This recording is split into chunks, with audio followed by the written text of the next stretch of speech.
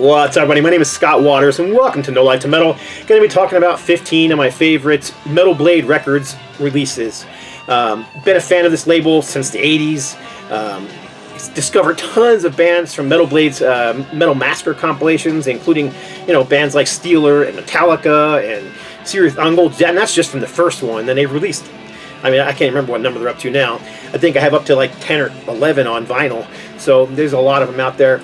Discovered a lot of bands that way, but they've also released a ton of music over the decades, and these are just some of my favorite albums from that label.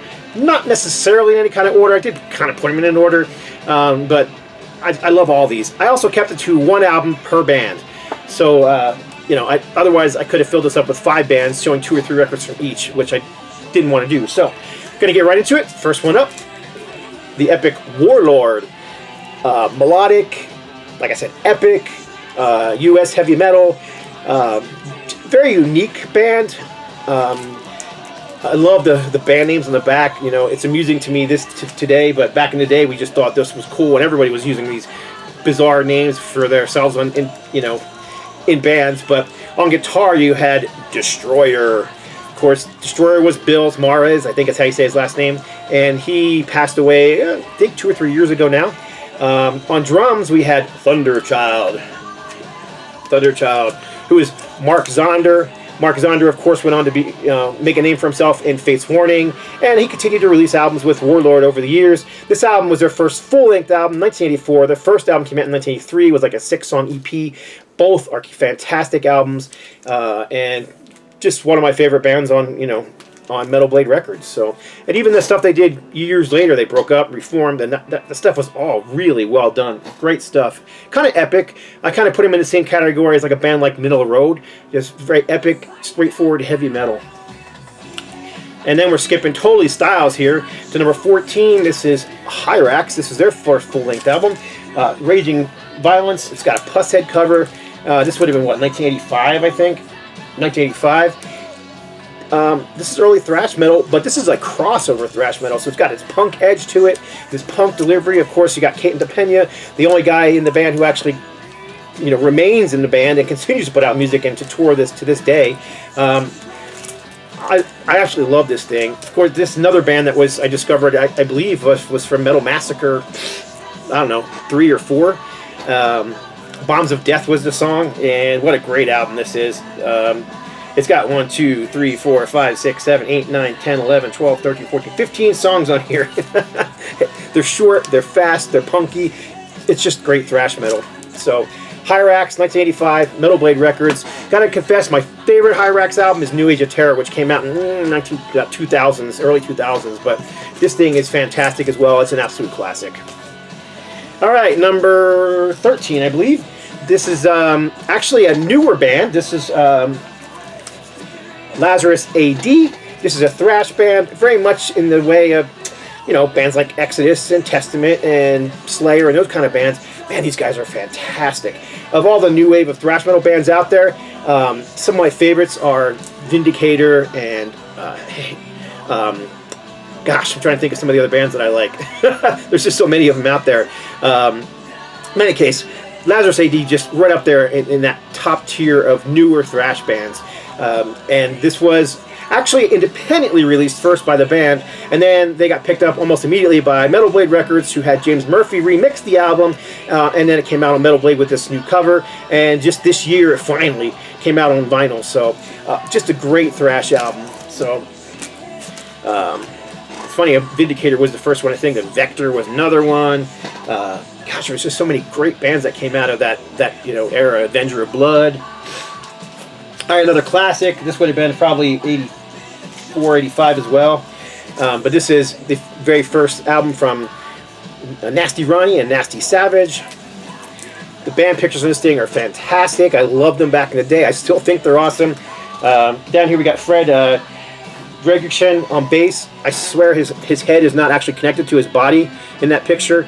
Then you've got up here, you got your drummer Curtis Beeson blowing fire, and then you've got up here, you got Nasty Ronnie looking like he's going to destroy you. It's just absolute, brilliant.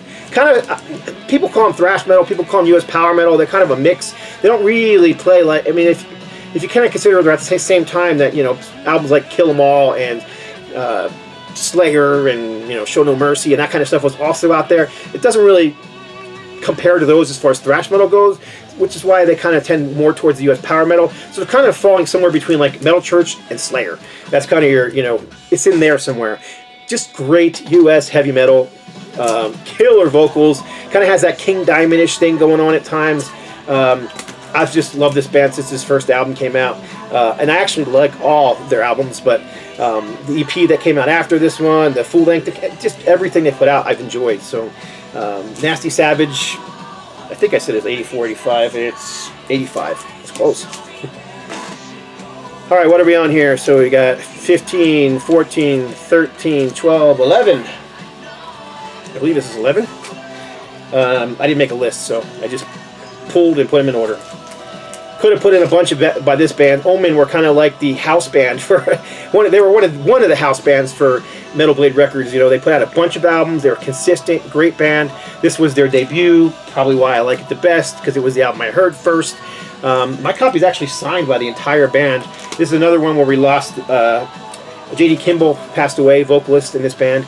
These guys continued on with a different vocalist after a while, but I'm not saying they're bad by any stretch of the imagination, but it's just not the same, you know. But regardless, this is a fantastic album. Battle Cry, Omen. Let's see if there's a year on this thing, because I don't remember it at all. Don't see a year. So, nope, don't see a year on the back of this one. Anyhow, whatever. It's early 80s. So Omen, Battle Cry, classic US heavy metal, Metal Blade Records. This next one is 1995, 96 in that area. This is a band from Texas. This is the Galactic Cowboys. This is their first album for Metal Blade Records. It was their third album overall. They were on a major label before this one. They came from that same area of Texas that bands like Awful Truth came from, and King's X, and Atomic Opera. They kind of had that groove sound that was very unique. No one really sounded like those bands, but they all had like the same producer. So like I think his name was Sam Wiley. But by this time, their third album, they no longer had him, and they were doing things on their own. And this is their first album for Metal Blade. Machine Fish, one of my all-time favorites from this band, who was also one of my favorite bands. I really love the first two albums, but if I was to rank, you know, my favorite, I think they have 7 or 8 albums out. This one would definitely be in my top 2 or 3. That's how much I like it. And this thing just came out on vinyl, you know, a couple years ago, maybe even just last year for the first time. It was, you know, in the 90s, CDs weren't popular, so, I mean, excuse me, vinyl wasn't popular. But this is a great album. Songs like Fuel the Rage, The Struggle, what else was on here that absolutely kills? Idle Minds. This is just a great album. And this version of it actually also includes the EP, the Feel the Rage EP on side D. There's, you know, 2 albums in here, and side D has the entire Feel the Rage EP, including the cover of Kiss's I Want You and the cover of Junior's Farm, and then it's got a couple of live tracks on there too. So yeah, just a great album, one of my all-time favorites, and a more recent album, even though it's not that recent, 1996. But anyhow, next up, getting out of the US for the first time in this list, this is a Canadian band. This is Sacrifice. I could have shown any of their albums as favorites. I love this band. Great. This particular one, though, it's just always been a favorite of mine. It's very technical, very heavy, pushes boundaries a bit in thrash metal, you know, pushing a little bit towards death metal, never really crossing the boundary, but getting close to it with the pure aggression and heaviness. Just a great album from Sacrifice. This one actually was just recently re-released on CD, but I have this vinyl pressing from Flaga Records from, I don't know, it's probably 3-4 years old. Regardless, great album. Love the cover art as well. Sacrifice from Canada. Another more recent album. This one is from 90s as well, but late 90s, probably 90, 99, 98, somewhere in that area, maybe even 97. But this is Brainstorm. This is Soul Temptation. This has got to be like their 5th or 6th album. I didn't look it up. I should have. But regardless, this is German power metal. Now, when you think German power metal, you tend to think immediately of bands like Halloween. They don't really sound like Halloween. They have their own unique, distinct sound. I like their whole catalog, but this album in particular is one of my all-time favorites. Their catalog was never released on vinyl at first. There's my dog, just jumped on my lap. Anyhow, This is one of my favorites from them, and it's just freaking awesome. Fantastic production, great songwriting, musicianship is stellar, and I've just always loved his vocals, and for some reason his name is just escaping me at the moment, but he also sings in the band Simforce, which I also love. Andy Frank is the vocalist. Here's the insert for that one. So, like I said, Brainstorm, German power metal band, great album. I highly recommend it, but you really can't go wrong with any of the Brainstorm albums. They really haven't put out a bad album, in my opinion. They've kind of stuck to their guns musically throughout the 90s when, you know, metal was a dirty word, and to this day, Brainstorm is still putting out great music. They put out an album just last year that made my top list. They're just great. All right, going back to the 80s again, this is the third album from Warlord. Their first album was not on Metal Blade. Their first album tends to be my favorite, but this one is a really close contender, and you could ask me on any day of the week and I might change my mind, because I just love this album so much. They got a new vocalist for this album, Joe Camu, who ended up later on going on to do some vocals with Annihilator and did a great job with them, and then went on to play guitars with Overkill for quite a while. Just a very talented, great guy. But this album right here, again, U.S. heavy metal. Some people might say it's power metal, but you know, in the vein of like a metal church, that's kind of where you're gonna hear here. Fantastic vocals, great musicianship, super you know, heavy album for the mid '80s. I don't know if there's a year on this one or not. It probably is. I just can't see it. It's itty bitty little type, and it's red on black, so can't read it. Let me take the plastic off real quick. Maybe I can see it better. Let's see here. Metal Blade Records. I think it says 1987. Oh my gosh, that type is little. But in any case, great album from them. It was their third album and their last album. As far as I know, they haven't recorded anything since then. If I'm wrong, let me know. I miss things all the time. I had no idea, you know, the first two, Toxic released 2 albums. I had no idea they had released a bunch of albums afterwards. I picked up one of their new albums last year and discovered, oh my gosh, I missed several albums from them. So you can't know everything, you know. Next up, this album would have easily been in a lot of people's top, you know, 5, if not number 1. I really struggled with which album to put in because they released 2 albums on Metal Blade, 2 full-length albums on Metal Blade, and both of them are fantastic. But I went with Show No Mercy, the first album from Slayer. I also love the EPs that came out around this time. They just had so much great stuff. Another band that, you know, a lot of people discovered off the Metal Massacre compilations. These guys were, you know, a South Bay band, a part of the Big Four, you know, these days. But back when this came out, they weren't part of any big thing. They were just part of that whole group of thrash bands coming out of California. You know, both LA and the Bay Area were, you know, had tons of bands coming out playing thrash metal, and Slayer was one of the leaders of the pack, ended up being one of the Big Four. So the vocals over the top on this thing, and I was obsessed with the pictures on the back when I bought this as a new release. I was in high school when this came out. What was it, 1984 or something like that? It might have even been 83, because I was in high school when this came out, and man, I was just obsessed with it. I didn't discover till years later that they were kind of mocked and made fun of because they were wearing eyeliner in the back, but I thought it kind of made them look cool. I mean, both Kerry and Jeff Hanneman both, you know, have thick black eyeliner around their eyes, and just kind of makes them look, I don't know if evil is the right word, but it just kind of gives them that cool stage look.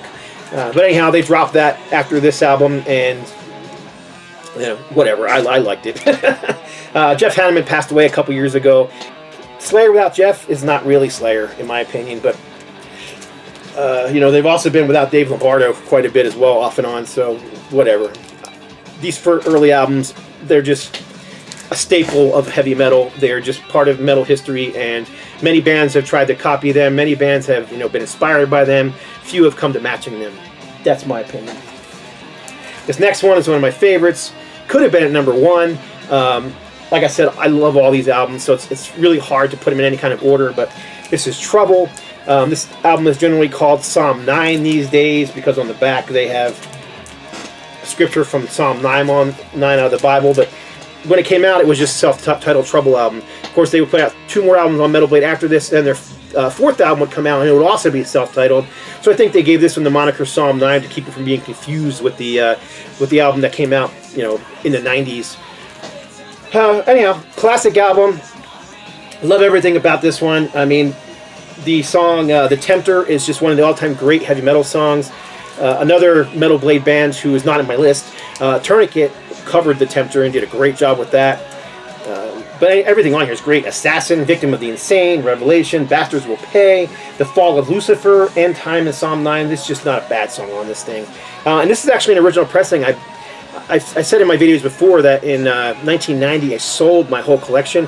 Well, I didn't sell my whole collection. I probably saved maybe 10 or 15 albums, and this is one of the ones that I saved. It's the original Metal Blade white vinyl pressing that I've had in my collection since it came out. One of the few. Like I said, I only saved, like, for whatever reason, I only saved like 10 albums out of my thousands of copies that I sold back in 1990. So, great album, Trouble, very unique band. A lot of people call them doom metal. They were kind of considered doom. Metal Blade was kind of marketed as white metal at the time. They were never a Christian band, but they kind of had biblical themes, therefore they called them white metal. Another one where we've lost, Eric Wagner died. He died of during the pandemic, and they were actually on tour with his band called The Skull, and he ended up getting sick and passing away. Next up, another classic. This one was late 80s, I believe. Let's see if there's a date on the back. 88. Hellstar. This was their third album. Could have put any of the first three. Love them all. Hellstar, great band. One of my all-time favorite vocalists. James Rivera is in this band. The guy can sing the phone book, and I enjoy it.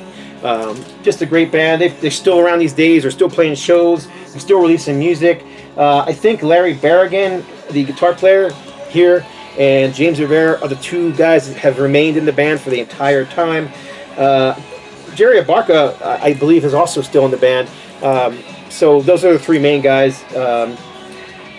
Andrew Corbin, and Frank, they've come and gone. I don't think they're in the band currently. Regardless, great band. I actually got to see the band on the tour for their second album. They were the opening band for TT Quick, who were touring on the Medal of Honor album, and these guys were fantastic live.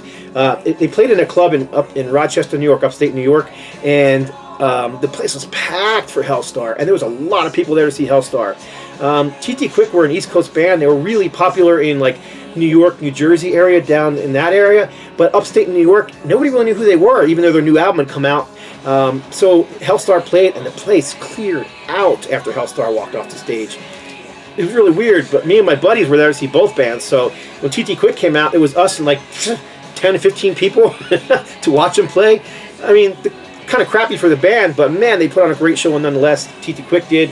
Both bands stuck around afterwards, and we stuck around and played pool, because it was at a club that had pool there, and everybody was drinking and having a good time, and TT Quick and Hellstar were there. So, I got to meet the band. They were really nice guys, so as were TT Quick. So, very cool. Kind of a fun experience. Love Hellstar. Like I said, James Rivera, to me, he ranks up there with, the big guys in heavy metal. I think of him in the same sentence as, Rob Halford and Bruce Dickinson. That's just the way it is to me, and it has always been. All right. Where we at? Number 4? 1, 2, 3, 4. King's X, Tapehead. Now, King's X had been, on a major label, Atlantic Records, for their first, was it 4 or 5 albums? Must be 5 albums. Maybe even 6. Man, I can't remember now. But this was their first album for independent label, Metal Blade Records, Tapehead.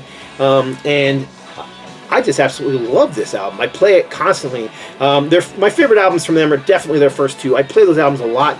But if I was to rank their albums, this one would definitely come in the top 5, if not number 3 after their first 2 albums. But again, it all depends on mood. This thing is heavy, groove-based, soulful vocals. Love Doug Pinnick's vocals, and just a great album. Nothing here that I don't love about it. This is a hand-numbered edition of this that came out on Record Store Day, obviously. Svart Records. This is number 2137 of 2500. It is a gatefold, but it's only 2 albums. It's only a single album set. If you don't know who King's X are, you're probably not a big, rock and metal fan, because they were pretty well known. I mean, they played Woodstock, and they never got to the level that they should have gotten to, but they're pretty, common, well-known bands.